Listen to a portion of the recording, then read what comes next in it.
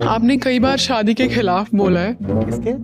शादी शांति। शादी एक तो हिंदुस्तान की बहुत बड़ी समस्या ये है, जहाँ लड़का लड़की को छूना तो छोड़ दो, देखना भी नहीं पाता ठीक से, अगर उसकी शादी नहीं। वेस्ट में देखा है टीनेज प्रेगनेंसी कितनी होती है? वेस्ट। शादी शांति। शादी शादी इनको लग रहा है मैंने सुना नहीं था पहली बार में।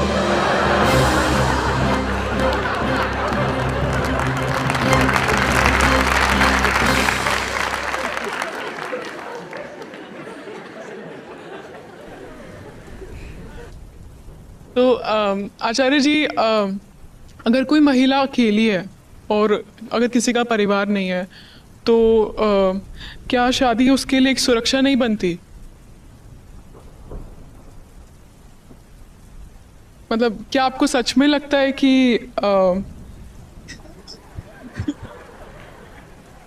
कि समाज शादी के बिना टिक सकता है? निर्भर करता है ना किस समाज की बात कर रहे हो। जैसा ये है ऐसे ही चलाना है तो इस समाज के जो नियम कायदे हैं वो भी चलाओ, और बेहतर समाज बनाना है तो लोग भी बेहतर चाहिए होंगे, उनके निर्णय, उनके कर्म, उनके संबंध भी बेहतर होंगे। सीधी सी बात है। जो आप कहते हो ऐसे तो समाज ही नहीं चलेगा, तो मैं पूछता हूँ कौन सा समाज? जैसा ये है? हाँ, जैसा ये है बिल्कुल नहीं चलेगा। जो बात मैं कह रहा हूँ अगर वो समझ में आ गई तो अभी जैसा चल रहा है समाज ऐसा नहीं चलेगा। पर अगर ऐसा नहीं चलेगा इसका मतलब ये नहीं है कि नहीं ही चलेगा, ऐसा नहीं चलेगा। क्या इससे बहुत बहुत बेहतर एक समाज नहीं हो सकता? जब आप कहते हो कि शादी का मैं विरोध करता हूं, मैं बार बार बोलता हूं मुझे शादी वगैरह से कोई लेना देना सचमुच नहीं है, सचमुच नहीं है। गीता आपको पढ़ाता हूं और वहां बार बार कहा जाता है ना कि कर्म को छोड़ो, पीछे कर्ता की बात करो। शादी तो एक कर्म है, फेरे ले लिए, जाके कहीं साइन कराए, कह दिया शादी हो गई। मेरा सवाल यह है कि पहले हम क्या समझते हैं कि आम जवान स्त्री पुरुष जब शादी करते हैं तो वो घटना क्या घट रही है? कभी हमने पास जाके देखा भी है कि वो जो घटना है वो क्या है? तुम वो समझ लो, उसके बाद हो सकता है कौन जाने स्त्री पुरुष संबंधों की कोई बेहतर तस्वीर, बेहतर विकल्प सामने आ जाए। आप इसको ऐसे देखने लग जाते हो कि समाज तो ऐसे ही चलाना है, पर ये आचार्य जी बोलते हैं ऐसा ही समाज रहे, शादी ना हो उसमें, तो फिर तो समाज में अनाचार व्यभिचार फैल जाएगा ना। आपकी बात बिल्कुल सही है, लोग वैसे ही रहेंगे जैसे हैं, और ऐसा रहते हुए अगर शादी नहीं करेंगे तो बिल्कुल कैओस हो सकता है। बिल्कुल हो सकता है, बिल्कुल मानता हूं। ये सब ज्वालामुखी बनेंगे, फटाफट विस्फोट करेंगे, इधर उधर मारपीट मचेगी, बिल्कुल मानता हूं। पर आप भूल कर रहे हो, आप सोच रहे हो कि मैं कह रहा हूं ऐसा ही समाज रहे बिना शादी के। नहीं, मैं ये नहीं कह रहा। मैं इंसान को बेहतर बनाना चाहता हूं, और मैं कह रहा हूं इंसान बेहतर हो जाएगा तो उसके सारे कर्म बेहतर हो जाएंगे, सारे संबंध बेहतर हो जाएंगे, जिसमें शादी भी सम्मिलित है। आप अगर बेहतर हो तो आपके सब चुनाव बदलेंगे ना, सब चुनाव बदलेंगे ना। तो ये आप जो साथ बनाने का निर्णय करते हो वो भी बेहतर होगा ना। और अगर हर इंसान बेहतर हो रहा तो समाज अपने आप बेहतर हो गया ना। मैं ये कह रहा हूं आपसे, जो मैं कह रहा हूं उसके मूल में शादी और कोई विरोध नहीं है। उसके मूल में जो चल रहा है उसमें निहित दुख के प्रति आक्रोश है। आप कितने साल के हो? 22 साल के हो। आपको क्या आता जाता है? आपको क्या पता है?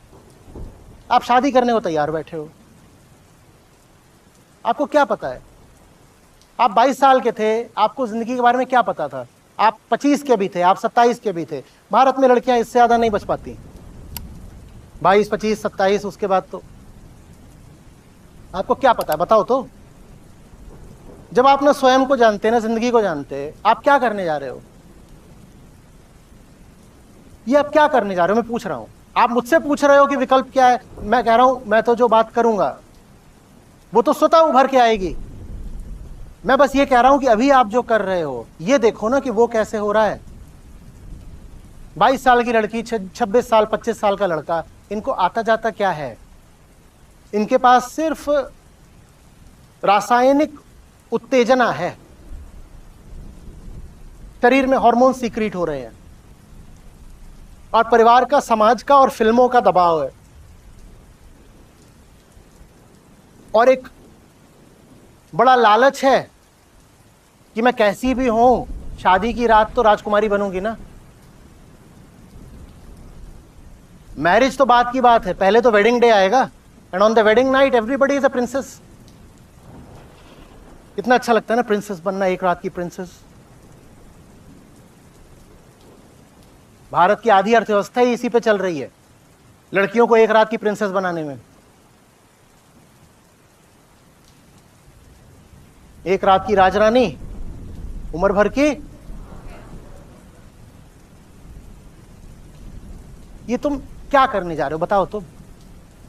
एक व्यक्ति है, एक बात बताओ यार,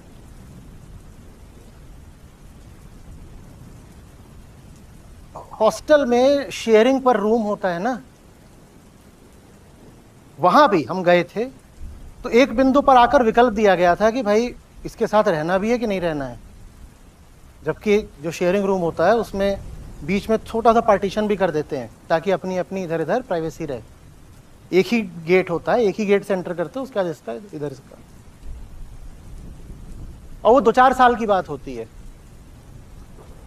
तब भी वहां पर बहुत सतर्कता रखी जाती है कि मैं किसके साथ जा रहा हूं। आपकी जिंदगी में कोई अजनबी आएगा और आप कह रहे हो कि अब वो उम्र भर आपके साथ रहेगा, वो आपके बिस्तर पे घुस के सोएगा, वो आपके शरीर में घुस के सोएगा। आप या तो आप पागल हो या मैं पागल हूं। मैं कल्पना में भी ये बात बर्दाश्त नहीं कर सकता। और आपसे कहा गया है कि एक ह्यूज एग्जिट बैरियर है, इतनी आसानी से तुम एक बार संबंध बन गया तो उसको नलिफाई नहीं कर सकते, ठीक है ना।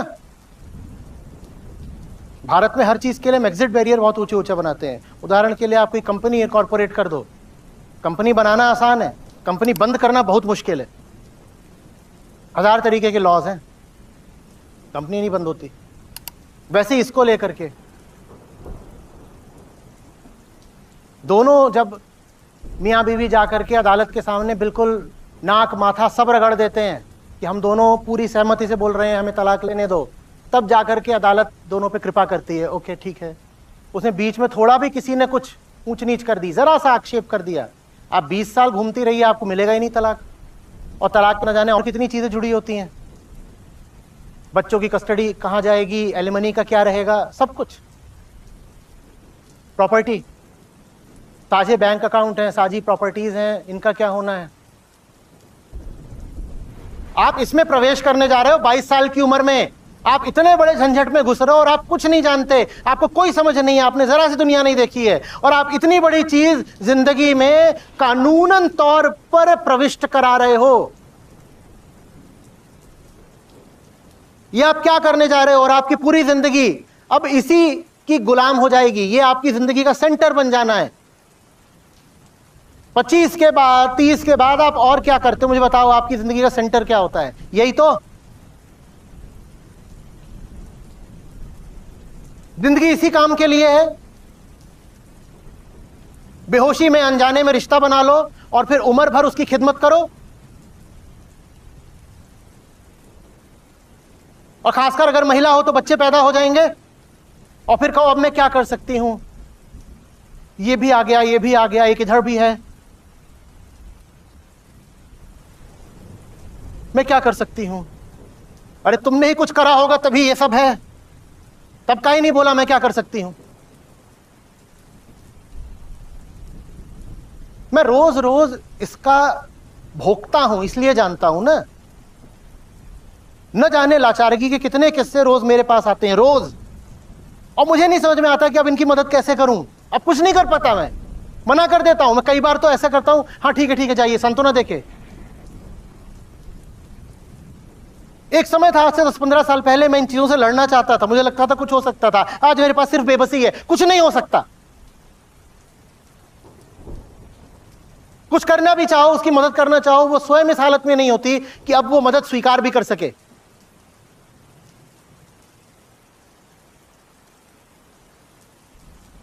ये एक बहुत बहुत विचित्र और एबनॉर्मल बात है जो आपको नॉर्मल सिर्फ इसलिए लगती है क्योंकि हर कोई कर रहा है, सिर्फ इसलिए आपको नॉर्मल लगती है। दोस्त आप आसानी से बना नहीं लेते, दोस्त बना भी लेते हो तो कई दोस्त 6 महीने, साल भर, 2 साल बाद छूट जाते हैं। आप ऐसे कैसे किसी के साथ जिंदगी भर के लिए बंध रहे हो, मुझे ये बताओ। आप क्या जानते हो, आप क्या समझते हो?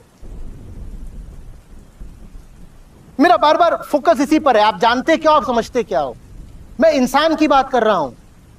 आपने चेतना के एक तल से शादी का निर्णय किया, आपकी चेतना का वो तल ही बहुत नीचे का है, तो आपका निर्णय अच्छा कैसे हो सकता है? मैं कह रहा हूं जिस बिंदु से, जिस तल से शादी का निर्णय कर रहे हो, तल उठा दो। उसके बाद तुम जो भी निर्णय करो, अच्छा करनी है शादी, शौक से करो, मौज में करो।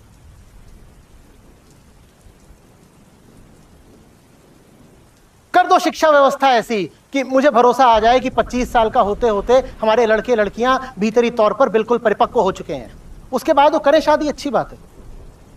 तुम नासमझ हो, तुम्हारी सारी शादियां, सारी गलतियां, सारे निर्णय सब नासमझी में हो रहे हैं, पर तुम्हें जल्दी बहुत पड़ी हुई है कि गांठ बांध लूं बस। बोले चूड़ियां, बोले घांगरा, हाय में हो गई तेरी साजना, क्या मुस्कुराहट छूटती है, हाय हाय हाय, मैं शर्म से लाल हुई।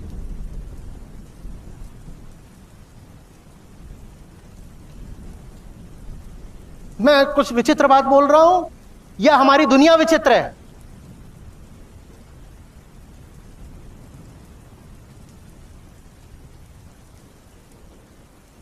और जैसे ये दुनिया चल रही है, अगर ये दुनिया बिल्कुल ठीक है तो मैं पागल हूं, पर अगर मैं पागल हूं भी तो मुझे रहना है पागल, मुझे ऐसा तो बिल्कुल नहीं होना है।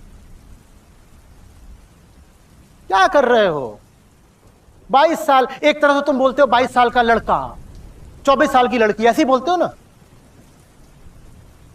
अभी उनसे मिला, मैंने उनकी उम्र पूछी एक जगह पर बम्बई, उम्र बता रहे 26-28, खुद ही बोल रहे हैं अब तो 26-28 में भी हम 90 ही कहलाते हैं। एक तरफ से तुम्हारा ये है कि हम 26-28 के हो गए तब भी हम 90 हैं। 90 माने मतलब ऐसा ही अभी टीनेज कैरेक्टरिस्टिक्स दिखाने वाला, लोक भाषा में उसका यही मतलब होता है, इमेच्योर। तो एक तरफ तो तुम ये कहते हो कि 26-28 के होके भी तुम अभी 30-30 साल वाले ऐसे रहते हैं जैसे बॉयिश, गर्लिश।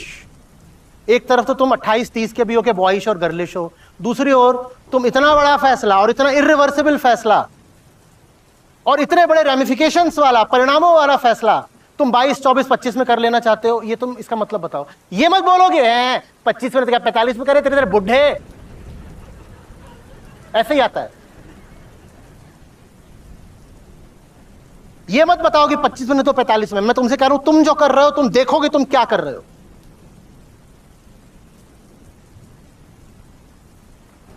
एजुकेशन तुमसे पूरी हो नहीं रही है, तुमसे दुनिया के बारे में 4 बातें पूछो तुम्हें कुछ पता नहीं है, सामान्य ज्ञान के नाम पे तुमने रील्स देखी हैं, साइंस की एजुकेशन तुम पॉडकास्ट से लेते हो, हिस्ट्री किससे पढ़नी है, एक्सप्लेनर वीडियोस आते हैं यूट्यूब पे। ये तुम्हारी जानकारी का, शिक्षा का, चेतना का स्तर है। रोल मॉडल्स कौन है? तुम्हारे सेलिब्रिटीज हैं। और उसके बाद तुम्हें क्या करनी है? ये बहुत ऊपर तक नहीं जाना है, यह ऐसे गिरेगा, प्लेसिड, पन इंटेंडेड।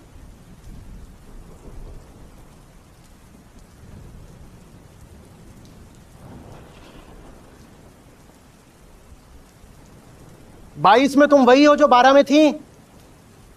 12 वाली बारबी आज भी खेलती हो। 12 में उम्र शादी कर दी गई होती तो 22 में कैसा लग रहा होता?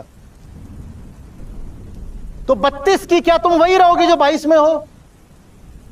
अगर 12 वाली शादी 22 में अस्वीकार्य होती तो ये 22 वाली शादी 32 तक कैसे निभ जाएगी? बताओ, बताता हूं कैसे निभ जाएगी। अपना गला घोट घोट के निभती है।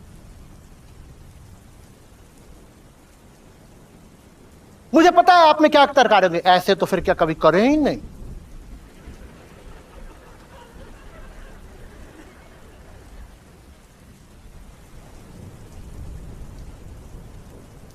एक तो हिंदुस्तान की बहुत बड़ी समस्या ये है कि यहां लड़का लड़की को छूना तो छोड़ दो, देखना भी नहीं पाता ठीक से अगर उसकी शादी ना कराए तो। एकदम ही नालायक, बिल्कुल बददिमाग बदतमीज लड़का होगा, लेकिन एक काम के लिए वो जरूर आता है घर वालों के पास, दादा दादी के पास, क्या? शादी करा दो। ये यूटिलिटी तो रहती है फैमिली सिस्टम की, क्योंकि ये जिस औकात का लड़का है, इसे कभी कोई लड़की छूने नहीं देगी अगर इसकी अरेंज मैरिज ना कराई जाए।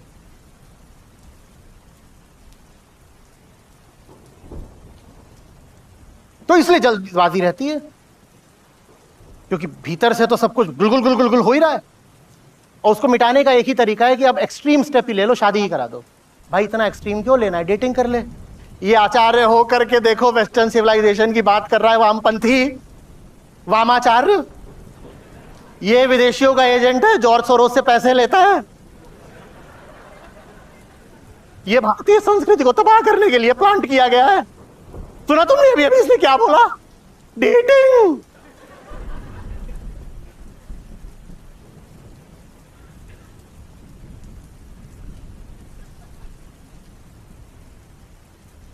कैसे बचाऊं मैं अपने राष्ट्र को?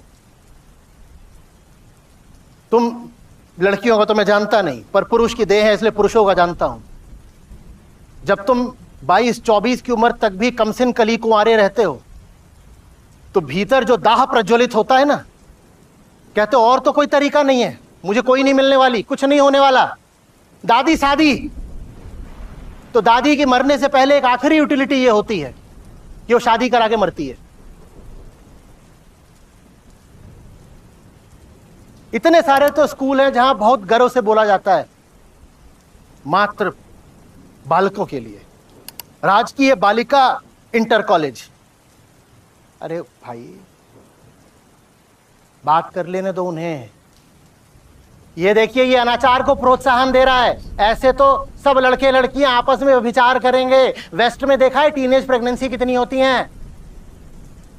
वेस्ट की बुराई बेटा सिर्फ वही लोग करते हैं हिंदुस्तान में जिन्हें वेस्ट वाले कभी वीजा नहीं देने वाले।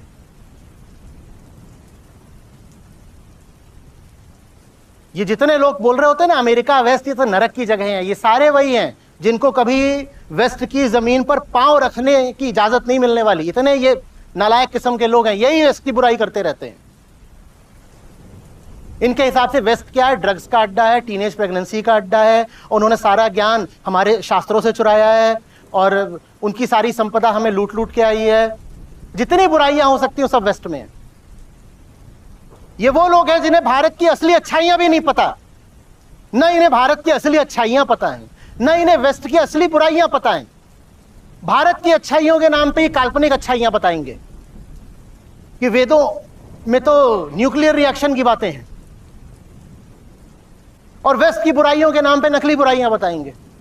वेस्ट में ना सब के सब ड्रग एडिक्ट हैं। अच्छा ठीक,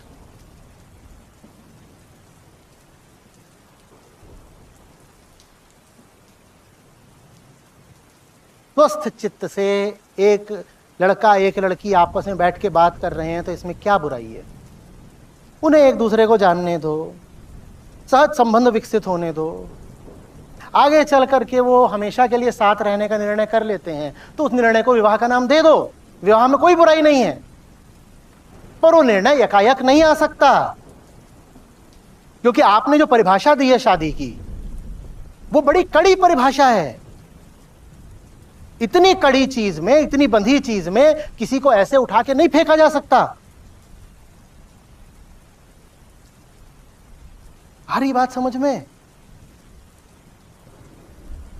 एक और तो कहते हो no no no, I will not be an employ, I will be a freelancer. अच्छा फ्रीलांसर क्यों होना है? क्योंकि मैं जो एक रेगुलर जॉब की बॉन्डेजेस होती हैं वो मैं बर्दाश्त नहीं करना चाहता। I want to work on my own terms. कभी इसके लिए काम करूं, कभी उसके लिए काम करूंगा। अच्छा okay, so can you start working for me as a freelancer? No no no, not right now, after 1 month. क्यों? मैं शादी करने जा रहा है। तू जॉब में बंधना स्वीकार नहीं कर रहा है, पर जिंदगी भर में एक व्यक्ति के साथ बंधना स्वीकार कर रहा है। तो ये दिखाई नहीं दे रहा तू क्या कर रहा है? और उम्र है तेरी 24।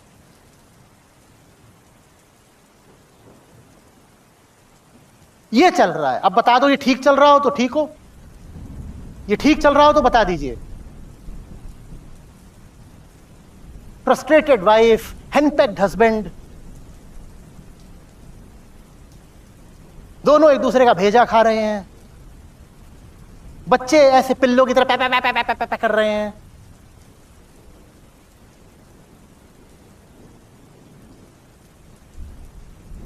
हम झुन्नू धनिया के ही चुटकुले क्यों बनाते हैं? कभी सोचा आपने इसके पीछे का मनोविज्ञान क्या है? क्योंकि हमें पता है ये चीज ही चुटकुले की है। सबसे ज्यादा चुटकुले हस्बैंड वाइफ के ही तो होते हैं। वाइफ टू हस्बैंड, सुनो सब्जी ले आना। हस्बैंड टू वाइफ, हा हा हा, चुटकुला। क्योंकि इनका रिश्ता ही चुटकुला है, कुछ भी करो चुटकुला ही है।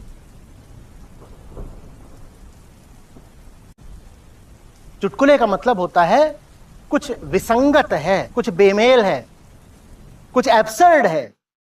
ये जो आपने रिश्ता बना दिया है ना, रिश्ता ही एब्सर्ड है, तो इसलिए इस पे इतने चुटकुले बनते हैं।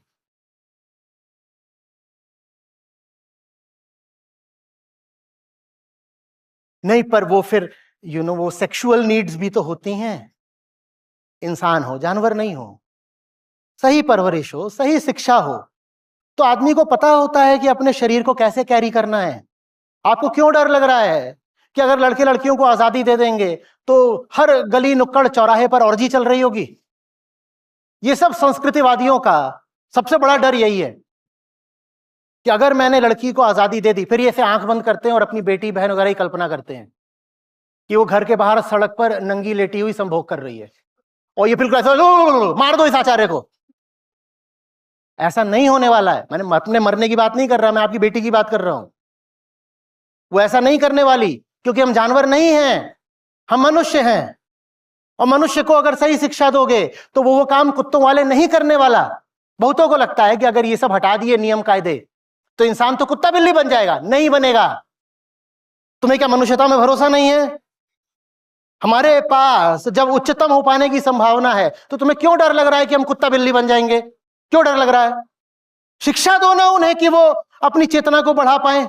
उसी चेतना के बढ़ने से कृष्ण कहते हैं कि जो नहीं होना चाहिए फिर नहीं होता। संन्यास, संयम सब आ जाते हैं जब आत्मज्ञान आ जाता है ना? तो तुम्हें क्यों लग रहा है कि लड़के लड़कियां बिल्कुल वाहियात हो जाएंगे, पागल हो जाएंगे, हर जगह बस सेक्सुअल वायलेंस चल रहा होगा, ये वो, यही कल्पना रहती है। नहीं होता ऐसा बाबा, नहीं होता, नहीं होगा।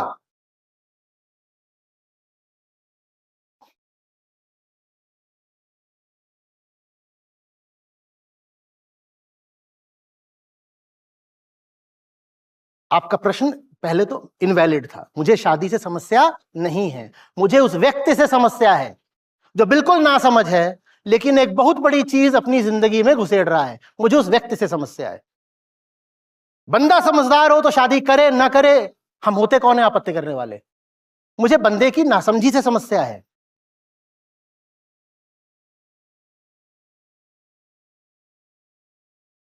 और शादी अकेली चीज नहीं है। अगर आपको इस इंस्टीट्यूशन को, द इंस्टीट्यूशन ऑफ मैरिज, इसको ठीक करना है तो उसके लिए पहले इंस्टीट्यूशन ऑफ एजुकेशन को भी ठीक करना पड़ेगा।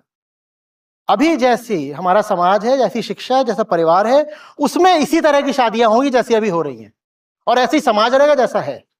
जब बदलेगा तो सब कुछ एक साथ बदलेगा। बच्चे जैसे दिखते हो यार, इतने छोटे छोटे हो, दूल्हा दुल्हन बन रहे हो। हाँ। बेटा कंचे खेल लो पहले मेरे साथ, फेरे बाद में लेना, आओ कंचे खेलें। कई तो उसमें सचमुच ऐसे होते हैं कि वहां बैठे हो अग्नि के सामने, उनको बोलो पोकेमॉन, तो सच में उठ के आ जाएगा।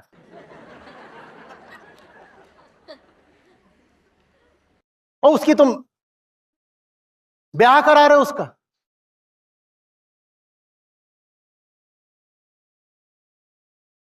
बाल विवाह कोई खत्म थोड़ी हो गए हैं। बाल विवाह हम मानते हैं कि 8-10 साल का हो, 12 का हो, तभी कर दिया तो बाल विवाह है। अरे अंदर से तो तुम अभी भी 8 ही साल के हो, चाहे उम्र 12 से 26 की है, सब बाल विवाह करते हैं। सबको सजा होनी चाहिए।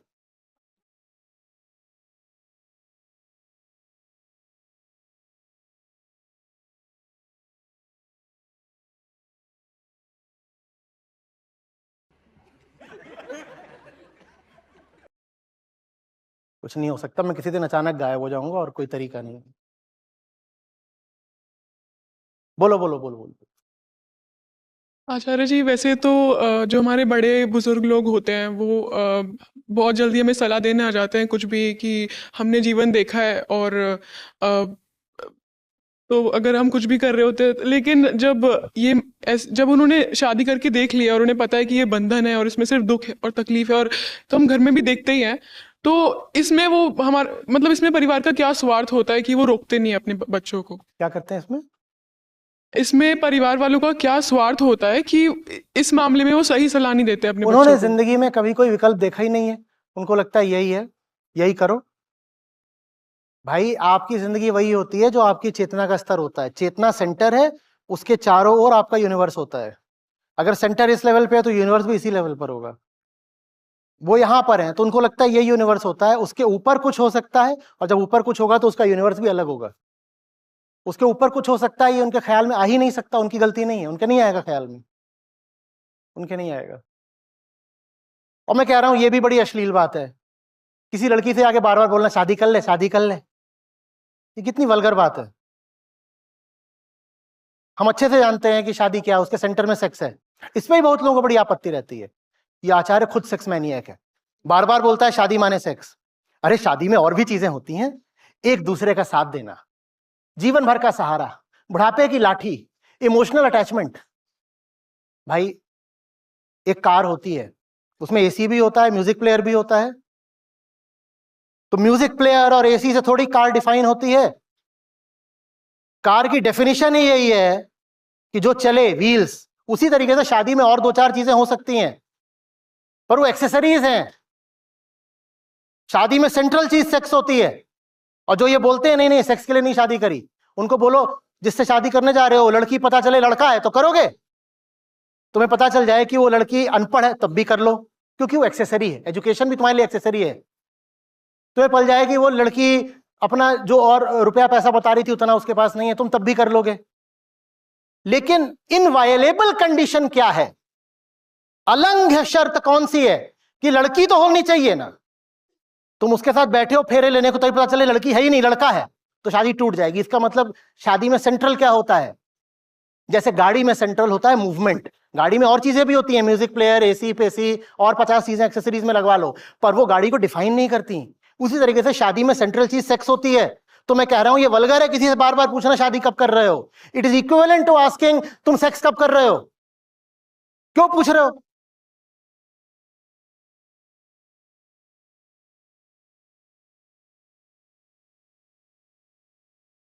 इसी से संबंधित है।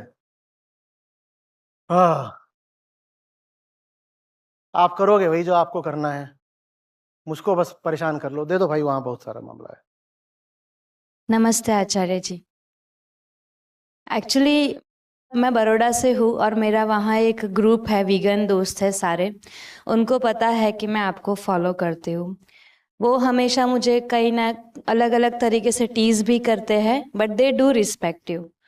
तो रिसेंटली वो मुझे ऐसे टीज कर रहे थे कि आप शादी के खिलाफ है। तो मैं भोला भाला मासूम आदमी, मैंने कुछ बोला कभी शादी को लेके? कभी नहीं। ये मिसकंसेप्शन रहा है, क्योंकि शायद मुझे लग रहा है कि वो आधा अधूरा सुनते हैं या फिर शॉर्ट्स ही सुनते हैं। तो मैंने एज यूजुअल मैंने एज अ प्रोटेक्टर मैंने आके बोला है कि ऐसा कुछ है नहीं। आपने हमेशा से ऐसे फ्री छोड़ा है कि आपको करना है तो करो, नहीं करना है तो नहीं करो। ये टोटली आपके ऊपर डिपेंड करता है। And you are also open for live in relationship. तो उनका कहना है कि आप ऐसे कैसे बोल सकते हैं, क्योंकि लोग तो आजकल कैसे भी हो सकते हैं। एक इंसान अच्छा हो दूसरा नहीं हो तो फिर कैसे पता चलेगा? और आप ऐसा इनकरेज कर रहे हैं तो फिर सोसाइटी में क्या ही हो सकता है। They do respect you but at the same side they have this concern. तो मैं उनके बिहाफ वो पे कंसर्न रहेगी, बोला तो। जो जहां पर होता है ना, उसकी कंसर्न्स भी उसी के आसपास की होती हैं।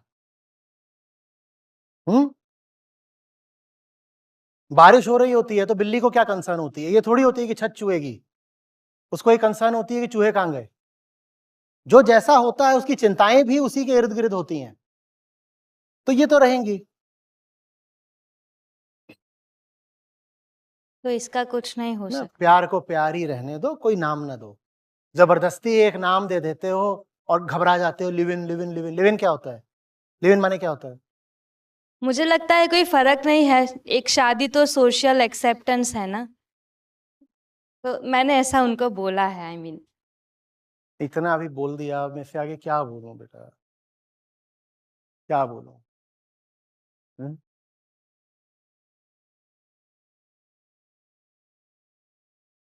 दो लोग अपनी ऊंचाई से, अपनी समझदारी से, दो मनुष्य संबंधित हैं, इसमें कोई तीसरा क्यों मुंह डाल रहा है? तुम्हारा लोकस स्टैंड क्या है? Who the hell are you?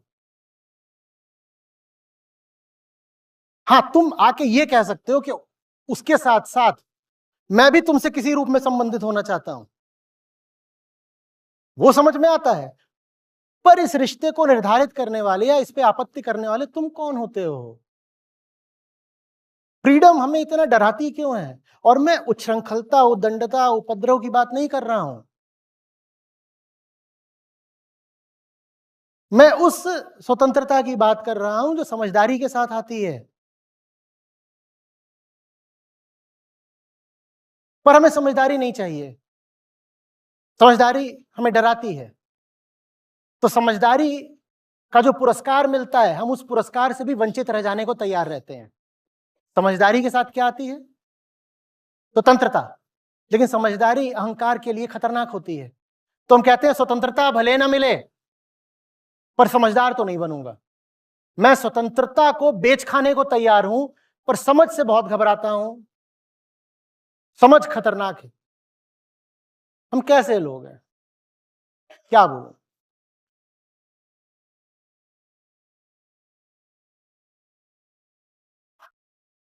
हम डरे